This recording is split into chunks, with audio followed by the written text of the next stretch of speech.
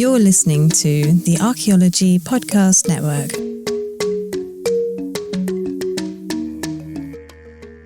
Hey everyone, Carlton here from Life in Ruins Podcast. You're listening to episode 120 of a Life in Ruins podcast. Once again, we're continuing on with our ENCORE series in which me, David, and Connor select an episode from the back catalog to replay for our newer audience.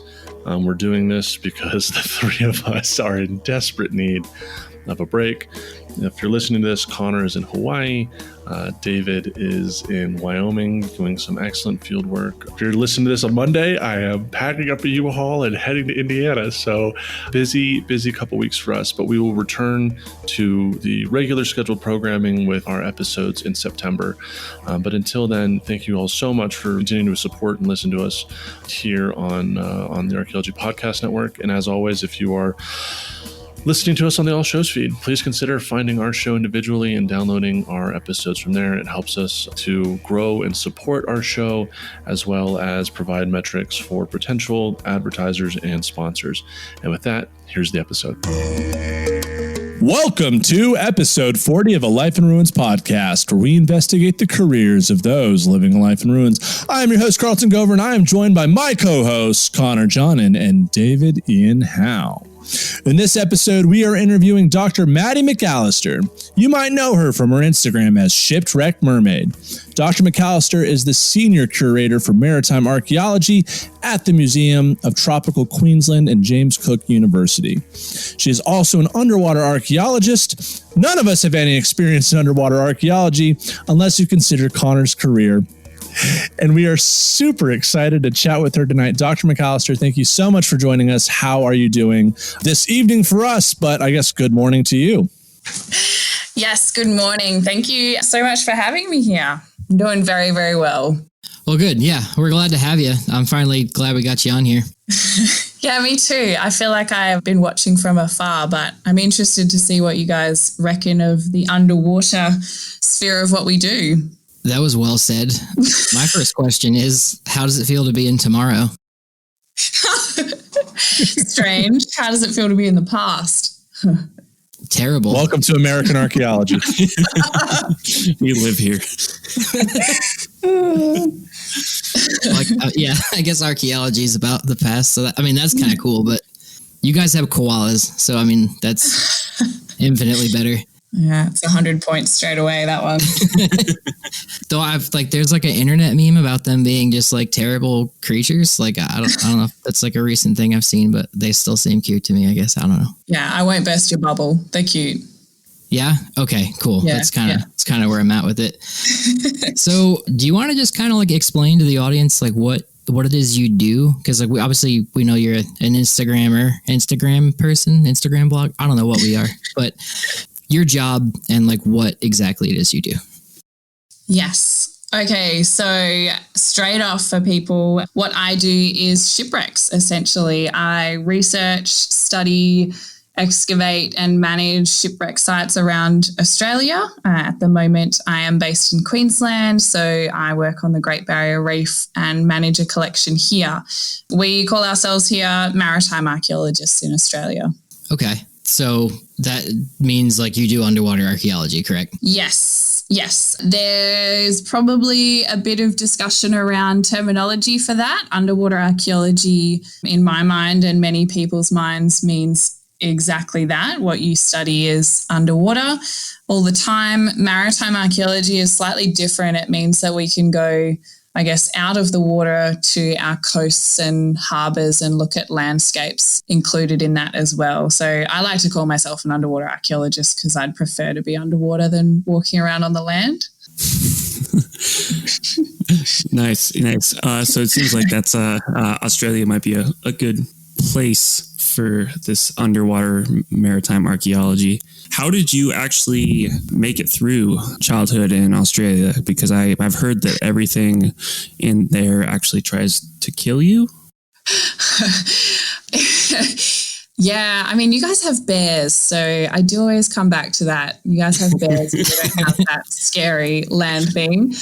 Look, I grew up in the Northern Territory, so right in the heart of, I guess, like Crocodile Dundee territory. So I grew up with saltwater crocodiles and snakes and numerous bugs and things like that. You learn from a very early age a healthy appreciation of the environment and respect for animals. At the moment where I am, I guess I'm faced with saltwater crocs again and irukandji jellyfish, which we don't swim in the coast for 6 months of the year because of them.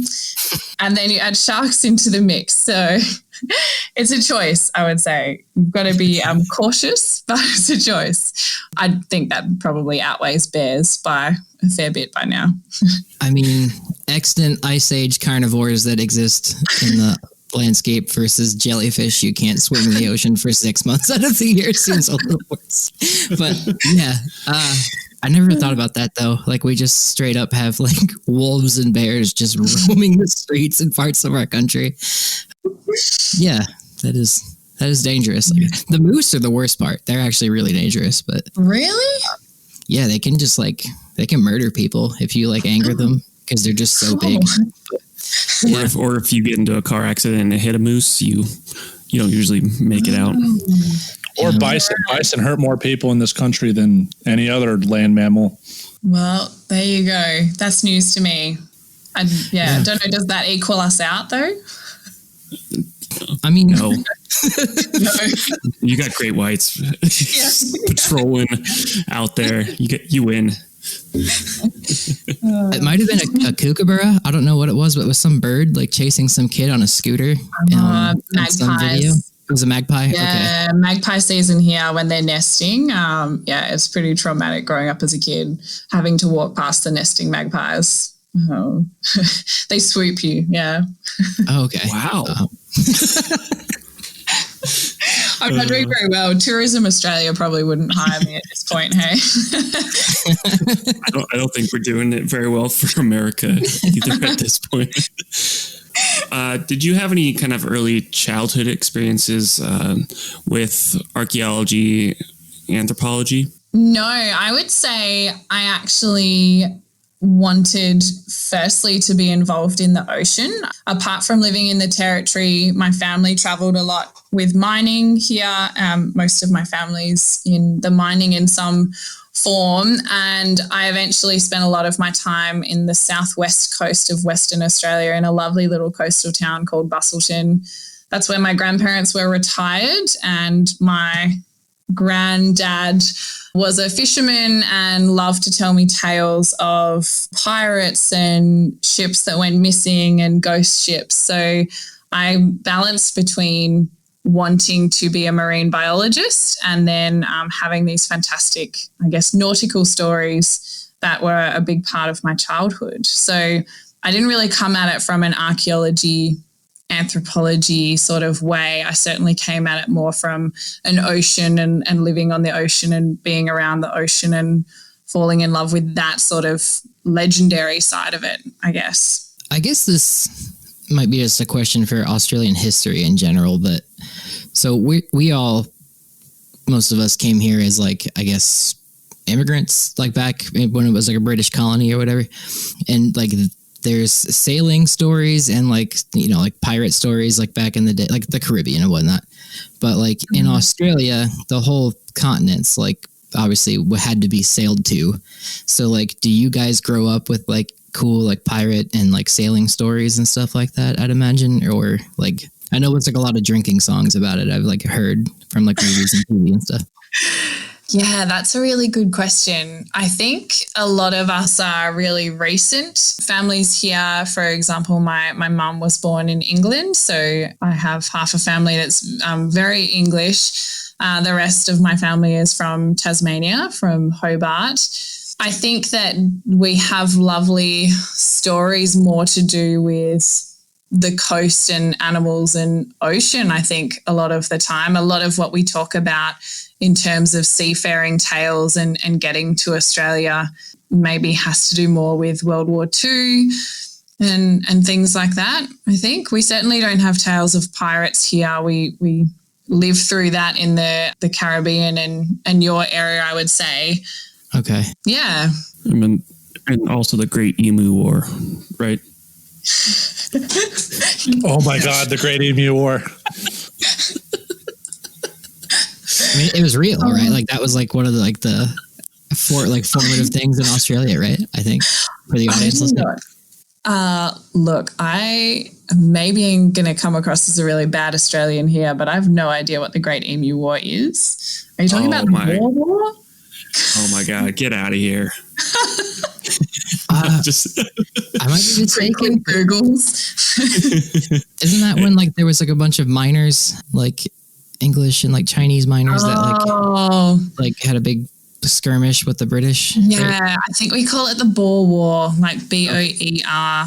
Look, the East Coast people are a different sort to the West Australians, so we probably call things very different things. Oh. David, you are indeed talking about the Boer War. What Connor is referring to is the Great Emu War, in which that there was like a plight of emus infecting. They're eating a lot of crops in Australian farmers, and there was a federally funded campaign to get rid of emus, and they used the Australian Army, and it didn't work, and it's kind of like a joke of the Great Emu War that the Australians lost against the emus. Oh, that sounds suspiciously like an East Australian thing to me. We were fighting rabbits on the other side of Australia. Well, I'm sorry to get us sidebarred, but I guess what I was going with the ship story, stuff like that, was like I guess you got interested in diving and going into these like shipwrecks as a kid from something. So was it some like tale as a kid or some story as a kid, or like you mentioned World War II? Like, would you want to elaborate on that? So I guess probably one of the biggest cultural identities of Australians is that we are an island nation. So coast and ocean and being around the ocean is a big part of a lot of our lives. And I certainly had that. I'd say that my granddad was the equivalent of a farmer turned into an old salty sea dog. So he relished telling me stories, many of which I now know aren't true, and I believed very heavily when I was a kid. So I think it maybe comes from our English heritage on my side of the family for sure. He told me tales of like the Mare Celeste and ghost ships and things like that. So we certainly are in and around a lot of marine things and seafaring, and that would have been what drove me to really have a love and passion for it. I guess the older side of why I'm interested in shipwrecks does come from as a kid, I loved looking at ancient Egypt and things like that. And then I figured I could put the two together. So study old things, but also be in and around the ocean. And that came down to shipwrecks for me. That's very cool. Yeah. So when we initially get into archaeology and we're doing our school and everything like that, we have to, at least in America and in other countries, we have to take a field school as part of that. And this is just, and it's kind of constitutes like your training of how you do archaeology. Do you guys have something like that for maritime archaeology? Yes, it depends on which university you go to. So I did do my undergraduate degree and my master's at Flinders University in Adelaide, and they are Australia's core university, but also one of the leaders in the world in maritime archaeology. So they're renowned for having 1 to 2 field schools a year that are intensive. I guess it would be similar to what you're saying, 2-week sort of going and doing a project and getting these practical hands-on skills that you don't get in the classroom. Very cool. Very cool. Where did you work on your field school? So I jumped into field school as soon as I got into uni. I think I was a first-year student when I managed to get onto one of the field schools, which are typically reserved for third and final year students. And that was to a little coastal town in South Australia. We were searching for a shipwreck on the coast there, but also just doing the basic skills, learning how to map underwater. I think it's very easy for people to forget that it can be hard enough to survey and record a site on land. When you add the fact that you're under the water and you can't speak anymore to your partner or your buddy that's helping you record, it takes a lot of practice and learning to get that down pat. Excellent. And a question that I have for you is, in the United States, archaeology is a subdiscipline of anthropology. Is that the same in Australia, or are you guys more like the European system where archaeology is a form of history? And does maritime archaeology, where does that fit in that grander scheme? We are such black sheep, I think, in every group that you look at. In Australia, archaeology certainly sits within its own. It's in a social science history. Look, anthropology for us is quite a different field, really looking at cultural studies and things like that. So archaeology definitely sits looking at the material things only. Then within maritime archaeology and the wider archaeology in Australia, it's a tricky one because we do, focus on history.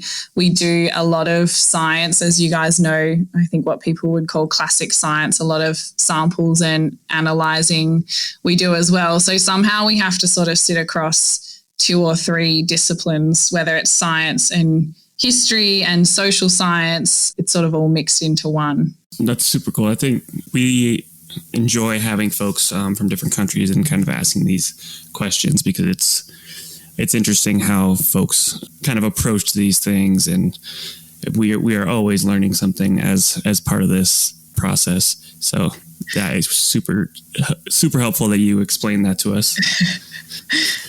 How do you map underwater? Because I map, I do GIS, and I can't imagine trying to get this guy. I can't imagine trying to do the land techniques underwater. Yeah, I'm trying to think of a way. So I was taught in the very traditional way of manual techniques. So I guess the beauty of working on a shipwreck is the site sort of sits within itself. It's not really in relation to the landscape it's around. So mapping its exact location with everything else isn't such a huge priority. We're more interested in completely and detailed recording of the ship itself and how that has broken down and how it is what we see today. So a lot of the recording for maritime archaeology that I was taught is basic tape measures underwater and baseline offset trilateration from points there. And you can imagine that underwater,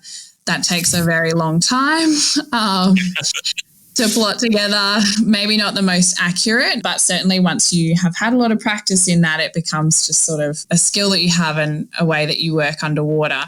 Today, it's very different, and I would say the advances that underwater archaeology has made in terms of recording that go hand in hand with photogrammetry and advances in computer algorithms for 3D modelling has helped maritime archaeology probably more so than other disciplines, purely because we now have a way to very quickly record these highly detailed sites, in a time limit that would once take us months and months, and now we can do in a couple of dives. So I'm one of those fortunate people that had to learn the really hard way, and we certainly still do the hard way to double check, but I now know and appreciate the beauty of our modern technology. Yeah, I'm not a scientist, but I don't think GPS waves go through water, yes. But that's just a guess on my part. And on that note, we are going to end this first segment. We are interviewing Dr. Maddy McAllister, and we will catch you in the second segment.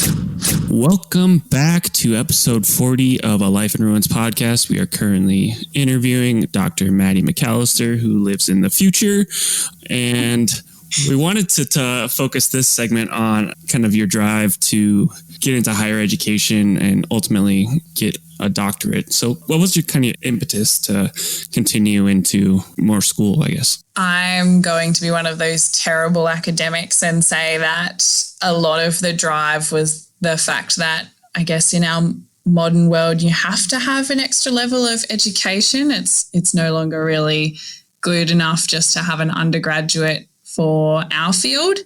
So I don't know if that was similar for you guys, but certainly my master's, getting that after my undergraduate degree, the drive was to be more employable.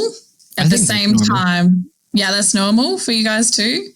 Yeah, like my parents were just like, you have to get a master's. So I was like, all right, guess I'm getting a master's. Anyway, continue, sir. No, all good. The other bit, I guess, is the fact that you get to keep doing research. So part of doing masters over here for me, it was 18 months for a course, and a year of that was coursework and, getting to live on uni and study from well-known maritime archaeologists, get to go on field schools and be involved in that side. And then at the end of it, choose a research topic and really invest my time into something that I really loved. So it's maybe a twofold answer to that one for my master's, that's for sure. Yeah, we're definitely considered, once you get your master's here, you're considered a professional archaeologist. So it definitely pays to get that extra degree. It might not actually pay well, but because that's archaeology, but that's a whole other thing.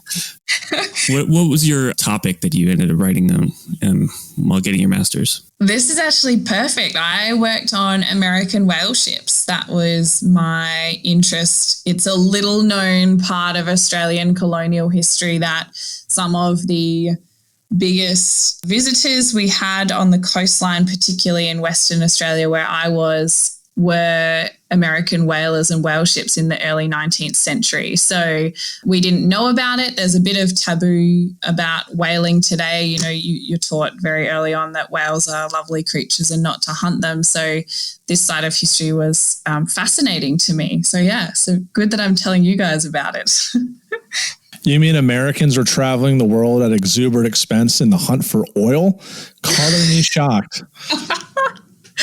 Yes, long history of that. Yeah, it actually, it's fascinating. There were tensions between the British colonial pioneers in Western Australia because they'd come over with very little support from their home country, no infrastructure, no ability to really build really technical things. And then they see these massive, well-equipped American ships essentially plundering the coastline and doing a far better job than they were. So there's lots of really interesting sort of social history aspects there as well. But certainly Americans were one of the most educated about our coastline and really knew a lot about how to navigate Australian waters in the early 1800s. I'm not. I can't remember what book I read. I'll have to look up the title, but I just read a book on kind of the Nantucket Cape Cod whaling that happened in the 19th century. And it's super interesting. And the whole process of how they hunt the whale, how they process the whale, which has to be the worst job ever. Dead carcass and then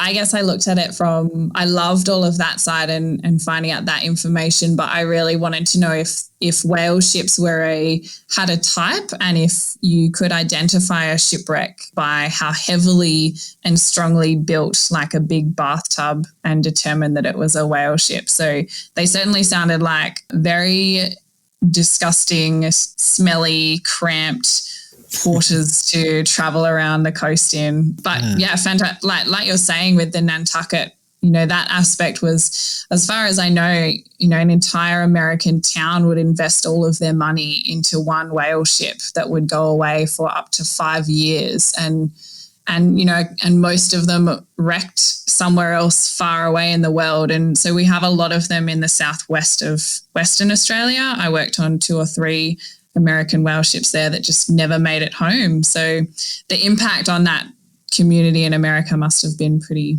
impressive, pretty bad, but pretty big. Did you keep studying whale wrecks while getting your dissertation, or did you kind of switch gears, do something different? Yeah, I guess that gave me a real passion, which I still have today, for ship construction. One of my favorite things is learning how ships were built and put together, and we can actually learn a lot about the ship itself from the really minute details of that. But I certainly switched gear for my PhD after completing a master's thesis. And part of that was the project that I was associated with. So I was invited as a PhD candidate for a big research project called Shipwrecks of the Roaring Forties. And that was a 3 to 4 year project here in Australia that essentially said Australians in Western Australia were some of the biggest sort of researchers and excavators of shipwrecks in the 1970s. And how can we find out new things and new information with our technology that could not be done 40 years ago? So I switched from American whale ships to a much more practical approach to how to record shipwrecks in Western Australia. We certainly don't have often the nice, calm, beautiful waters typical of famous shipwrecks in the Mediterranean. We live on a very harsh coastline with dynamic limestone reefs and swell, and there's a reason a lot of these ships ended up where they were. So I wanted to see if photogrammetry and 3D modelling could record our sites better than we had in the past and perhaps give us more insight than we could. And that was the basis of my PhD, essentially. That's really cool. So you're a curator as well? Yes, I am now a curator. That is my job title here at the Museum of Tropical Queensland in Townsville. So that means that while I get to still be a maritime archaeologist and do my research and fieldwork, I also have the joint role of communicating what we do and working in a collection here and working on exhibitions. So it certainly is a really good job. I love both sides of that, and it's an interesting mix. Yeah, I'd say you lucked out. That's like kind of the ideal job, I would say. I wasn't going to say that, but yeah, I agree. Yeah, it's like always weird to say yourself. Yeah. Yeah, it sounds like you get to spend your time inside when the irukandji are about, and then when they're gone, you need to go back into the water. That sounds like absolutely fascinating. Like we have a thing in the States called Shark Week on Discovery Channel where they just do nothing but sharks. Yeah. Yes. I remember one year they talked. Exactly. Favorite. Love August. They talked about irukandji one episode, and I vividly remember that. I was like in third grade, and they're talking about this killer jellyfish that is translucent and is tiny, and it just, oh, God, no. Oof. Yeah. Anyway, I think no amount of morphine can stop the pain of irukandji stings, from what I'm told. People have to be restrained because they would rather kill themselves than continue through the pain of being stung. So I certainly stay out of the water in those months. Yeah. That is terrifying. Yeah. People would rather kill themselves than deal with the ongoing pain from a jellyfish. Yeah. That is nightmare inducing.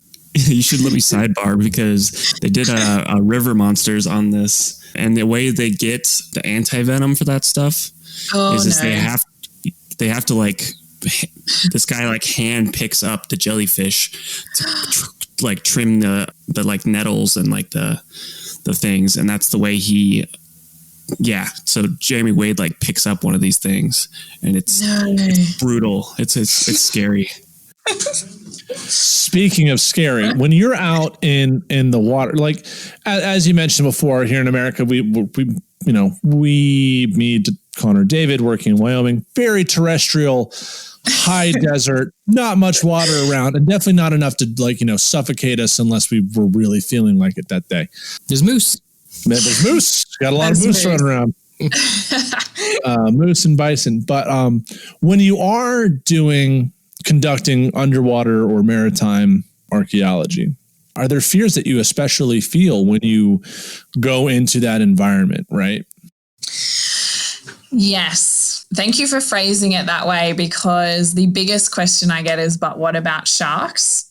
Particularly in Australia at the moment, sharks seem to be prolific in the media as infesting waters and being this thing we have to get rid of. And I'm very passionate about the fact that I've made a choice to work in the ocean, and that's not my home, that's their home. And that's a clear message that I have. So there's always a risk of some way of animals like that in the ocean. Underwater archaeologists are particularly, I like to think we're better off because a lot of the work we do is on the ground. We essentially get into the water, descend to the bottom, and spend our time with our faces buried in a shipwreck on the ground. And from studies, as far as I can understand, they perceive that a lot of shark attacks happen in that water column, and that's why surfers particularly are prey to shark attacks like that. So the other side about that I often don't get to talk, and you preface that really well, is the environment. And I have seen some incredible ocean storms. I have seen swells and waves. I work on once incredibly strong, structurally sound man-made vessels that somehow ended up on the bottom of the ocean, with often quite a lot of people never making it back to land. So I guess one of the biggest risks is actually working in the water and understanding that you're in an environment that can change drastically. You're in an environment that humans were not really made to dwell in and live in. So there's a huge amount of physiological aspects of working on underwater shipwrecks that you have to take into account. So that was a very long answer to your question, but I see the animals that I work around as it's their home, and I accept that I'm there.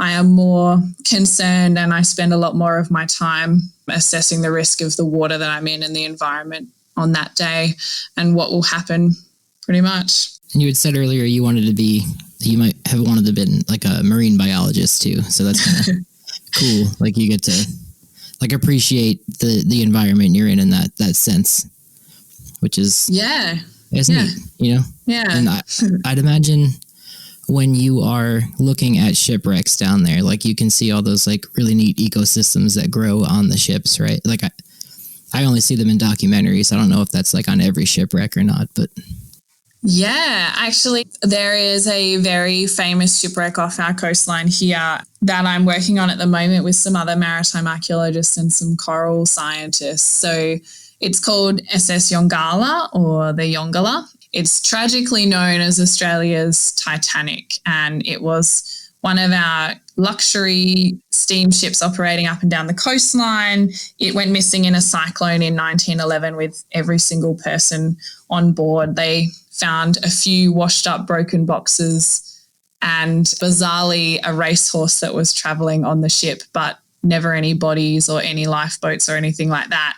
It was found in the 1950s. It sits about 40 minutes off the coastline here, and it's a 100-metre long steamship in 30 metres of water, and it has essentially created a incredible, wonderful oasis for underwater marine life. So that is coral, that's fish. It is apparently one of the top 10 dive sites in Australia, and people come from all over the world to see it. So my research in that is actually working with coral scientists to understand what the impact of this wreck is in that marine ecosystem and the impacts of tourism, but also the way we have changed this shipwreck site to be something very hauntingly beautiful and respectful to the people that lost their lives on it. So it's very incredible. If you guys ever come over here and want to dabble your toes in the water, I suggest going on to Yongala.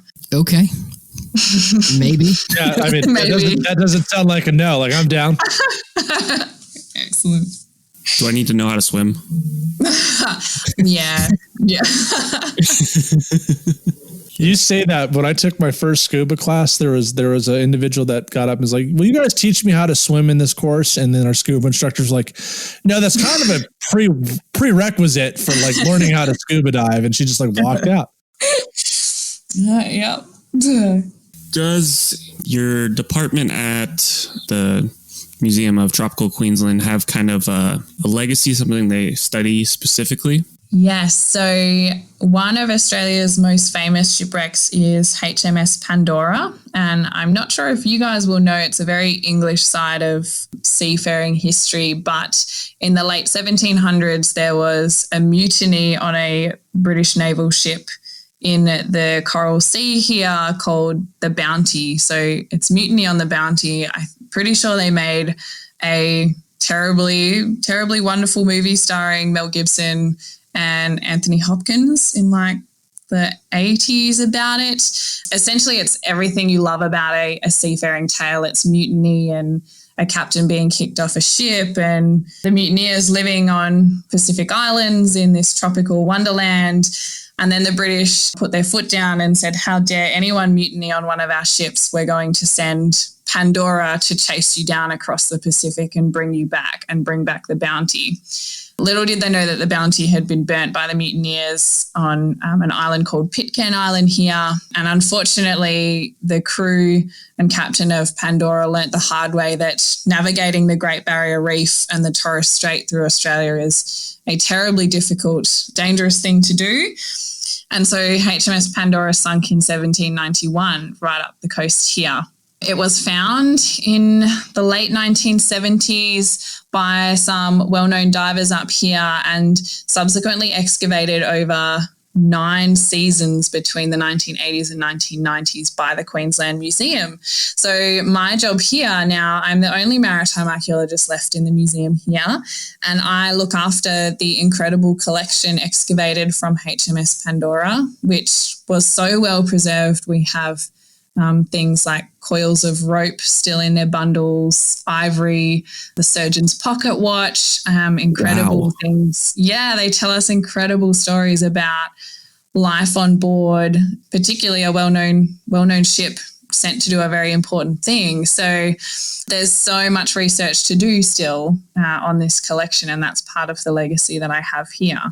That is awesome. Yeah, that is super cool.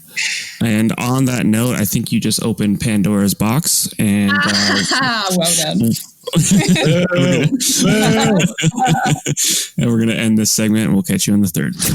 Welcome back to episode 40 of a Life in Ruins podcast. We're talking with Dr. Maddy McAllister of the Museum of Tropical Queensland, University of Tropical Museum. There you go. I never do this right. Every time I mess up, it's just a thing I do. So, Museum of Tropical Queensland. We currently live in the not roaring 20s. It was supposed to be roaring 20s, but it's the opposite of that.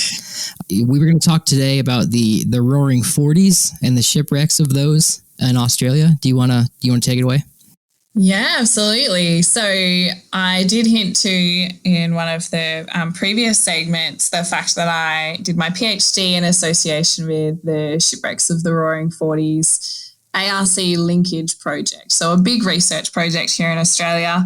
And it was investigating the last sort of 40 to 50 years of maritime archaeology and how we could apply new technologies and tools to these shipwrecks and learn more or ask new questions that they couldn't in the 1970s. And the title from that, so the Roaring 40s, is this incredible phenomena that occurs between the 40th and 50th latitudes when ships, particularly in this case Dutch East India Company ships, were travelling around the Cape of Good Hope in Africa, and they were trying desperately to get up to Indonesia, and they would hit this band in the Roaring 40s, which was just very strong winds that pushed them very quickly across the Indian Ocean, and often too quickly, and they hit the West Australian coast before being able to turn and head north. So Western Australia has a handful of Dutch East India Company ships, very early ones there, and I was involved extensively in looking at Batavia, which is another, I seem to find myself always with the mutiny stories. It's another mutiny story from history,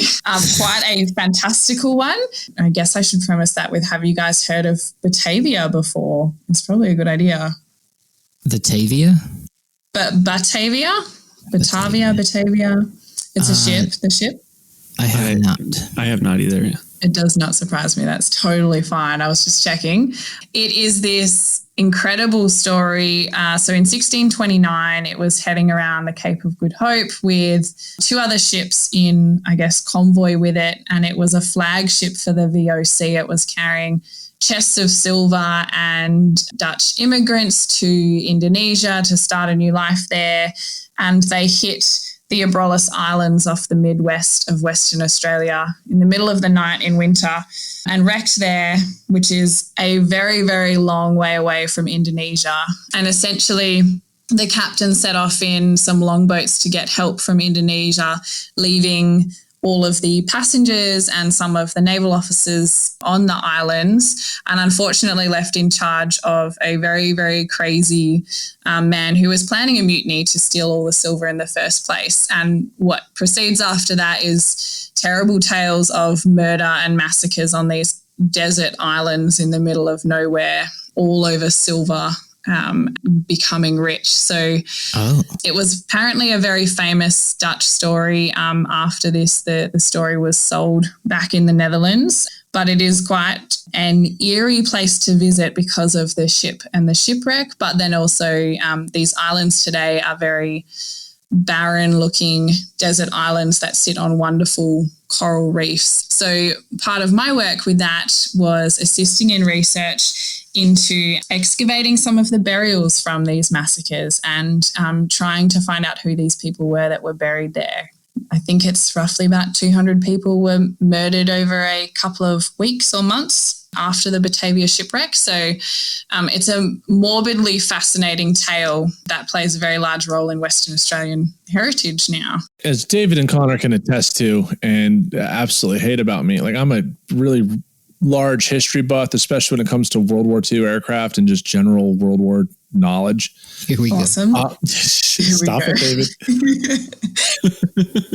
Australia was under threat of invasion from the Japanese like 1942, 1943. And what is, in terms of like maritime archaeology and contributions to recovering of war dead in the Pacific, because here in the United States, we have a couple programs where they send archaeologists out to like, I think it's Guam, like major islands where there's conflicts to recover war dead, but especially just north of Australia, you have some pretty pivotal battles in, world history.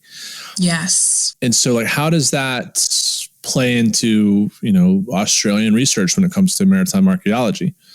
Yes, good question. So twofold, I would say that I know of. There was lots of research over the past 20 years in locating one of our famous shipwrecks, HMAS Sydney, that disappeared without a trace in 1943, I believe.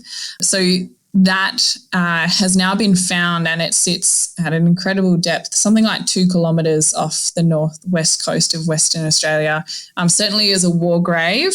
Our approach is not to disturb that war grave, to leave them at peace. The second side of that is that I don't think we actively go out to recover human remains. I think at the moment, most maritime archaeologists I know and heritage practitioners have been more surprised at the fact that our shipwrecks may not actually be safe where they are in the water. And there's been a very recent trend of entire shipwrecks being completely salvaged off the seafloor in a matter of months for scrap metal that were I think the particular ones I'm thinking of were Dutch World War II vessels, but they are incredibly close to Australia, and we have Australian vessels out there as well that may face the same fate, which is gobsmacking for one, but also you almost don't believe that it's possible to lift these entire shipwrecks off the floor.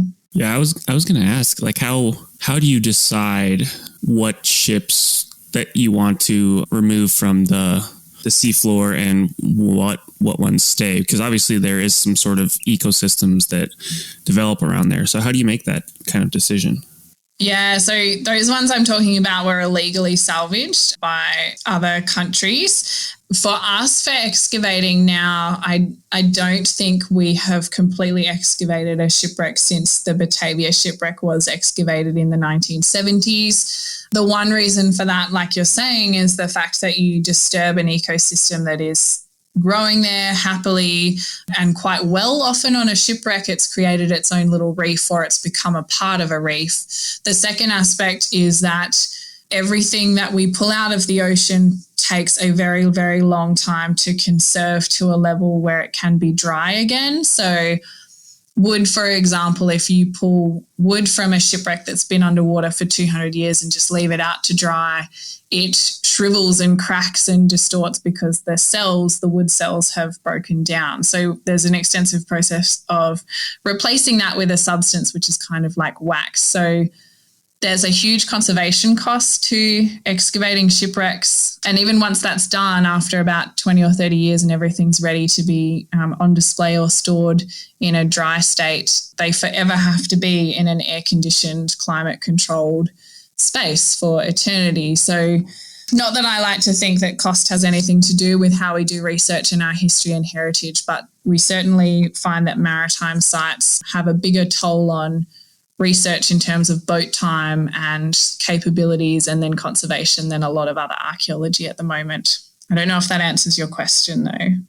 No, that's great, because we have this thing known as like the curation crisis here in America, where we don't have enough storage space for all the stuff that we end up pulling from excavations and whatnot, and don't actually conserve things correctly because we just don't have the funds, like you were mentioning, or the time or anything like that. So I was just picturing like how, I mean, a whole ship in like, I don't know how you would do something like that. It hurts my brain.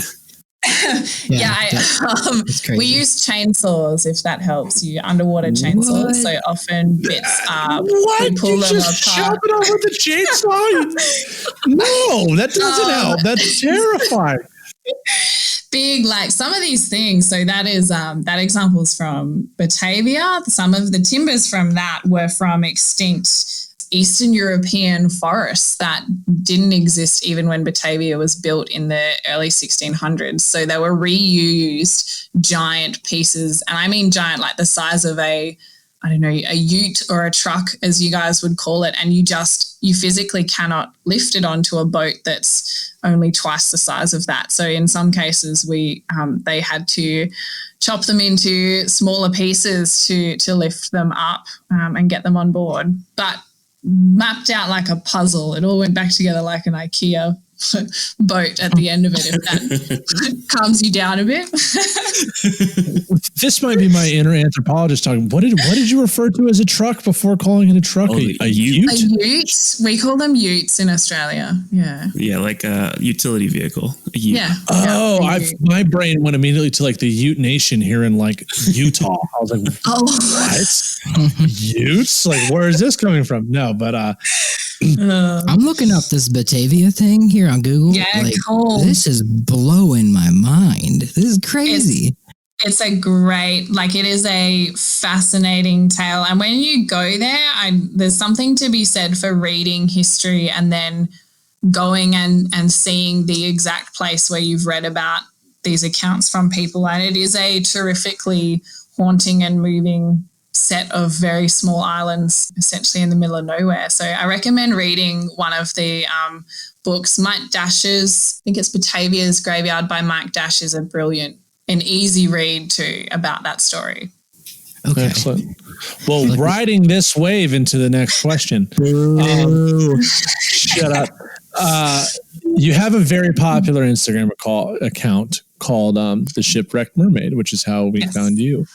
What was the impetus for you, like, especially in archaeology here in the United States, public outreach, not so hot, doing SciComm, not so hot in terms from the academy, but what was your impetus for creating this Instagram and how have people responded to it?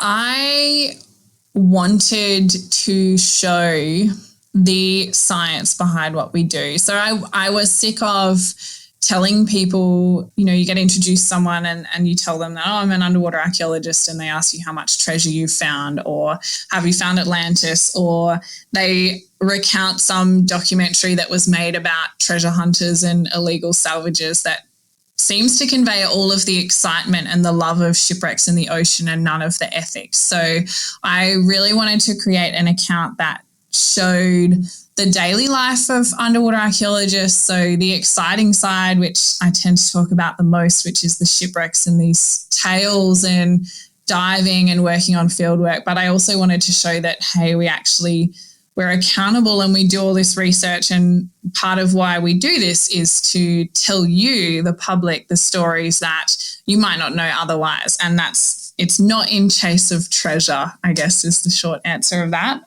I wanted to, like you guys are saying, I wanted to inspire new generations of people to not just pick a job that was easy and not to be scared of following a passion that you have from a young age just because people tell you there's no money in archaeology or you won't get paid for it. Doesn't actually mean that's true. So it's twofold. I just wanted to share the work we do, and I love meeting you guys who are other archaeologists and have the same sort of message. Like, we do wonderful things. Yes, there's hard work and lots of sitting in labs and writing reports and publications and the boring side, but we do the exciting stuff too.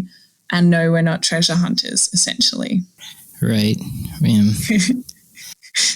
I'd seen your account for a while, and then like all of a sudden you were like doing question and answer stuff in your stories one day, and then you started posting like really like long form posts of like one about the Kraken, and then like another like long thing about shipwrecks, and I was like, Maddy in the game. Oh, sorry, busted my mic everywhere. But yeah, I was stoked because like I don't know anything about underwater archaeology or maritime archaeology, so it was like super cool to see that. And then I saw you got tons of engagement, obviously, because you were like people were asking you questions that you were answering, and I didn't know the answers to those either. So yeah, congrats, because it's like that's how it should be working, you know, and that's good. Yeah.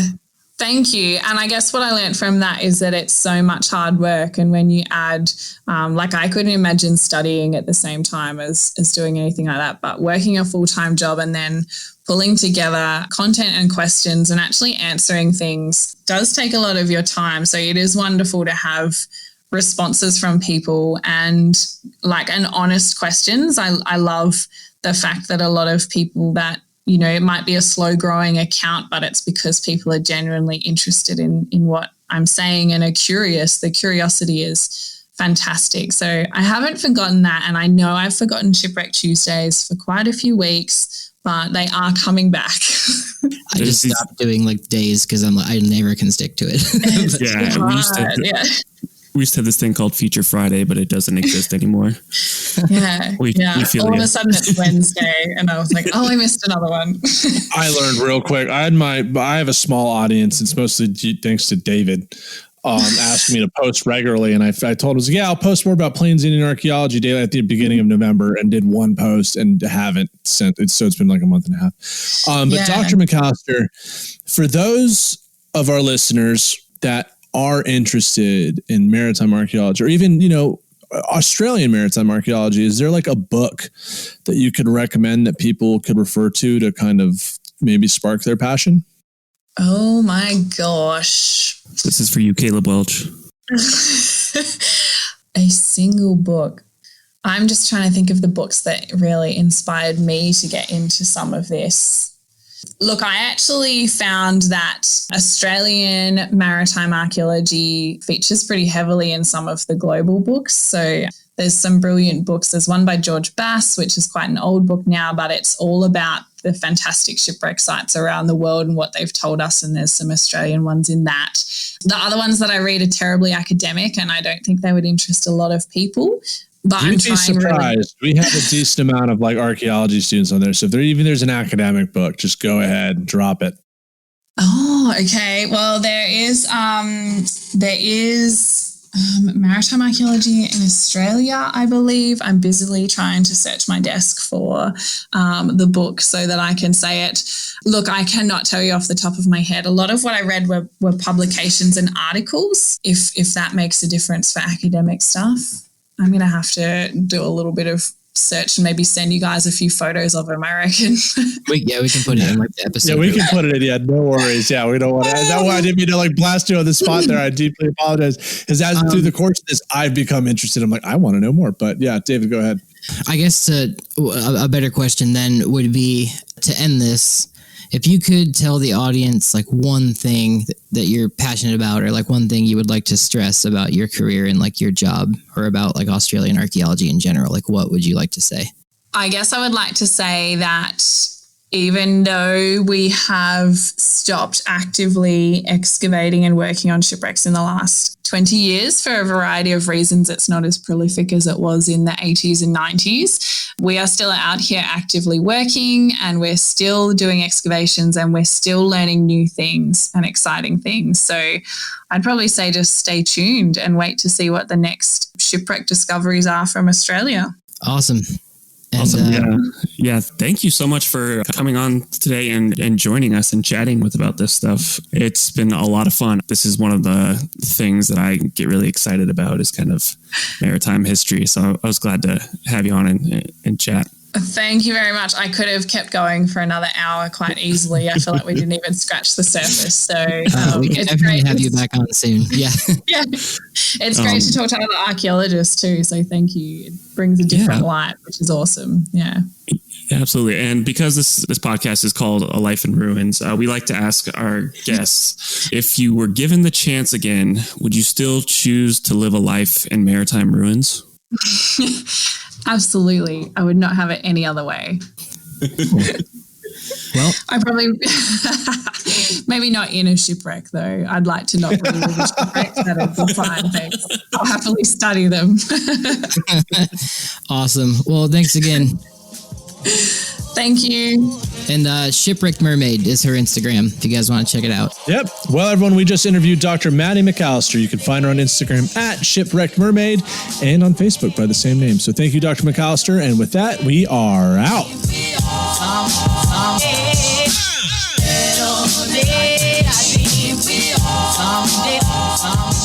Thanks for listening to A Life in Ruins podcast. You can follow us on Instagram and Facebook at A Life in Ruins Podcast, and you can also email us at alifeinruinspodcast@gmail.com. And remember, make sure to bring your archaeologists in from the cold and feed them beer. So this is the continuing series of dad jokes sent to me from my father. So this is dad jokes from my dad. Love you, Dean. So what happens when frogs park illegally? Oh my God. What happens? They get towed. Oh, God. That's pretty good. And thank you, Connor. With that, we are out.